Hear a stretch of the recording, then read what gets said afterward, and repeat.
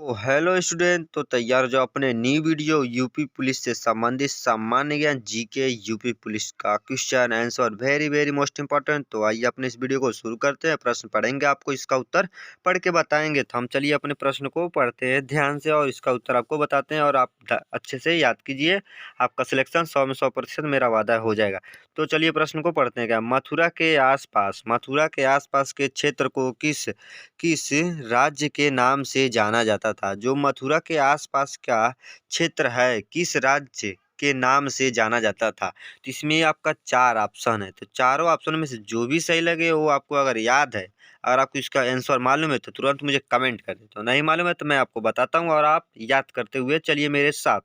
तो हमारा इसमें क्या हो जाएगा सही? ऑप्शन नंबर बी हो जाएगा सही। तो चारों ऑप्शनों में से हमारा बी हो जाएगा सही।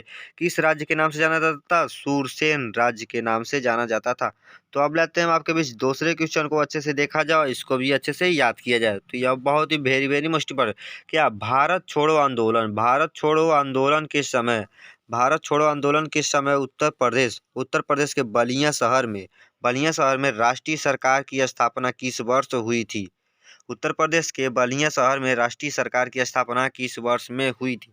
तो इसमें भी आपका क्या हो जाएगा right answer? Option number B हो जाएगा सही। क्या 1942 ईस्वी में क्या राष्ट्रीय सरकार की स्थापना हुई थी? तो अब आते हैं हमारा तीसरा क्वेश्चन को, अच्छे से देखा जाए और पढ़ा जाए, इसे याद किया जाए।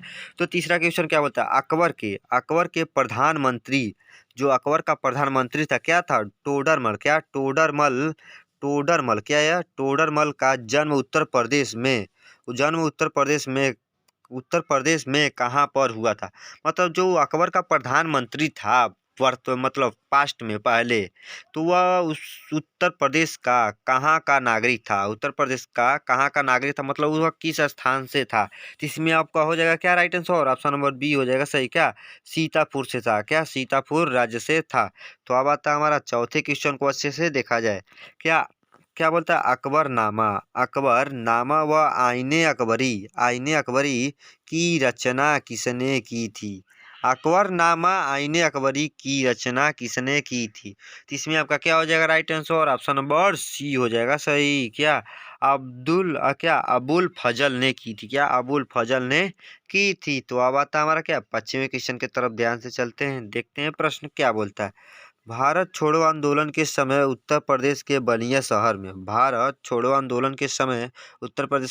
शहर में राष्ट्रीय सरकार की स्थापना किस वर्ष हुई थी? वही क्वेश्चन है, आपको बस घुमा कर पूछ देगा। तो इसमें आपका क्या हो जाएगा राइट आंसर? इसमें भी आपका ऑप्शन नंबर बी हो जाएगा सही। क्या क्या बलिया शहर में राष्ट्रीय सरकार की स्थापना कब हुई थी? 1942 में। यह तो हमें एग्जैक्ट याद है, तो इसे हम बता देंगे। तो अब आता है कि हमारा छठवें क्वेश्चन को अच्छे से याद करते हैं। निम्न में से साटक वस्त्र निर्माण का प्रमुख केंद्र था।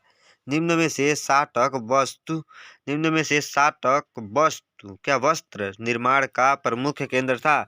तो वह कौन सा प्रमुख केंद्र था? तो इसमें आपका हो जाएगा ऑप्शन नंबर ए सही। क्या वाराणसी था? क्या था? वाराणसी था। तो अब आता है हमारा सातवें क्वेश्चन को, अच्छे से देखा जाए क्या बोलता है, प्रश्न को पढ़ते हैं। साकेत अयोध्या किस महाजनपद की राजधानी रहा है?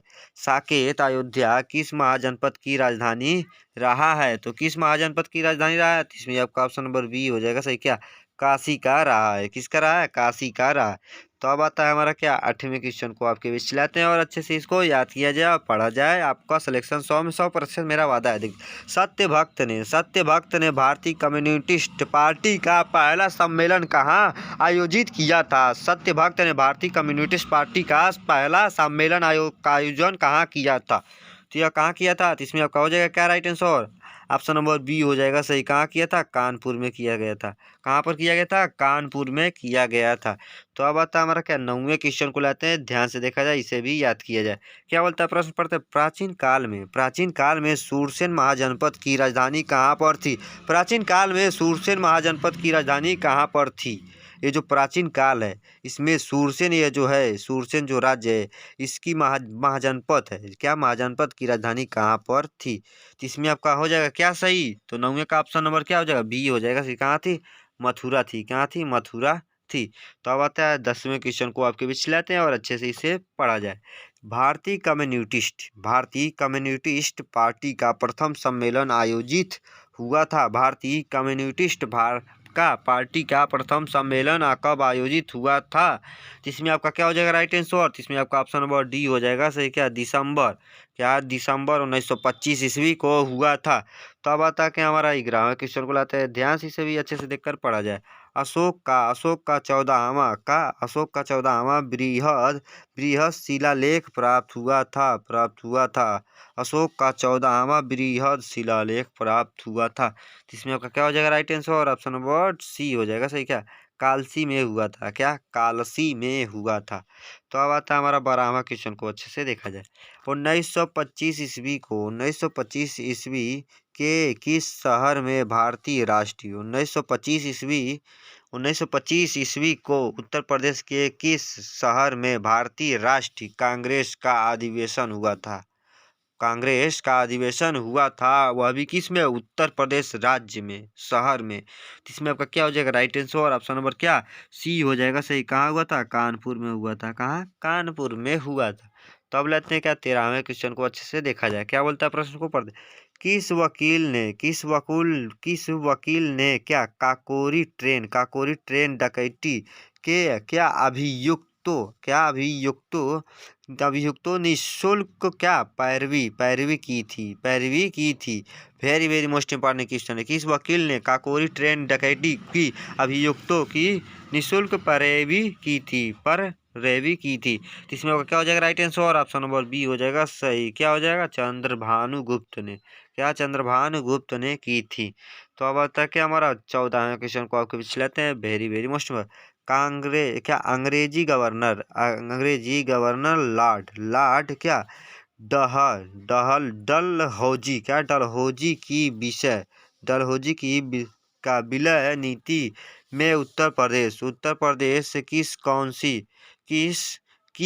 सी क्या रियायत क्या अंग्रेजी सरकार के अधीन थी? किस रियायत अंग्रेजी सरकार के अधीन थी? तो इसमें आपका हो जाएगा ऑप्शन नंबर सी हो जाएगा सही। किस? कानपुर थी। क्या कानपुर थी। तो अब आता है 15वें क्वेश्चन को आपके पीछे लाते हैं। ध्यान से प्रश्न पढ़ते हैं। निम्न में से किस स्थान की क्या तीर्थ यात्रा अशोक ने की थी? निम्न में से किस स्थान की तीर्थ यात्रा अशोक ने की थी? तो किसकी की थी? तो ऑप्शन नंबर क्या हो जाएगा सही? ऑप्शन नंबर डी हो जाएगा सही। क्या उपरोक्त सभी क्या लुम्बिनी क्या कपिलवस्तु यह भी की थी। क्या सारनाथ क्या श्रावस्ती की थी या गाय कुशीनगर, यह तीनों की थी। इसमें आपका ऑप्शन नंबर डी हो जाएगा सही। क्या उपरोक्त सभी। तो अब आता है 16वें क्वेश्चन को अच्छे से पढ़ते हैं ध्यान से। कौशाम्बी किस महाजनपद की राजधानी थी? इसमें आपका क्या हो जाएगा right answer? Option number D हो जाएगा सही। वत्स महाजनपद की राजधानी थी। तो अब आता है 17वें क्वेश्चन को आपके बीच चिल्लाते हैं, ध्यान से अच्छे से पढ़ा जाए। क्या मोहम्मद गौरी के समय कन्नौज का शासक कौन था? तो वह कौन था कन्नौज का शासक? क्या जयचंद। ऑप्शन नंबर सी हो गया सही। तो अब आता है 18वें क्वेश्चन को आपके बीच चिल्लाते हैं, ध्यान से अच्छे से पढ़ा जाए। लॉर्ड क्या बोलता है? लॉर्ड क्या डलहौजी की विलय नीति के कारण अवध को ब्रिटिश शासन ने कब मिलाया था? तो ऑप्शन नंबर क्या हो जाएगा सही? सी हो जाएगा सही। क्या 1856 ईस्वी में मिलाया था। तो अब आता है हमारा 19वें क्वेश्चन को आपको चिल्लाते हैं, ध्यान से देखा जाए। किस जिले में अनुसूचित जनजाति का सर्वाधिक प्रतिशत है?